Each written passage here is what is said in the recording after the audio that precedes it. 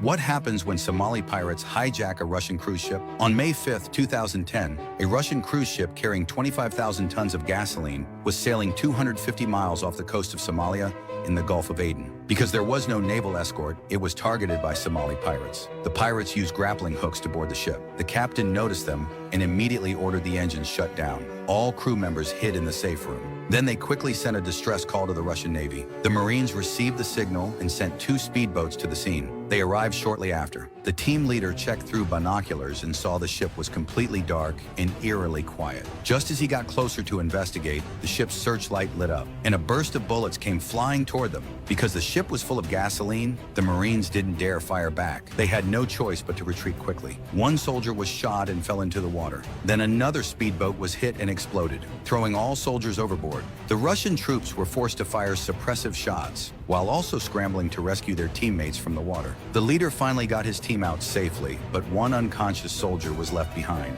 When the soldier woke up, he found himself floating alone on the sea. Luckily, he soon spotted a fishing boat. He waved and yelled desperately for help. The boat heard him, came closer, and threw down a rope to pull him up. Just when he thought he was saved, he saw the crew were pirates armed with AKs. The soldier was captured and taken back to the ship. The pirate leader warned him, "Follow orders if you want to live." He then took him to the door of the safe room and pointed a gun at his face, ordering him to shout to the captain, "Come out and surrender now." The soldier obeyed, but the captain told him to tell the pirates, "This ship holds 25,000 tons of gasoline. If you're not afraid to die, go ahead and shoot." The pirates, hearing it was all gasoline, went nuts. They used the ship's communication system to call the Russian Marines, demanding 20 million in ransom, or they'd start sending back body bags. But Russian officials stayed firm. They said, "We don't negotiate with pirates. Return the ship now or deal with the consequences." The pirates weren't intimidated at all. They even threw a body into the sea in front of the Marines, just to raise the stakes. Meanwhile, the military held another emergency meeting.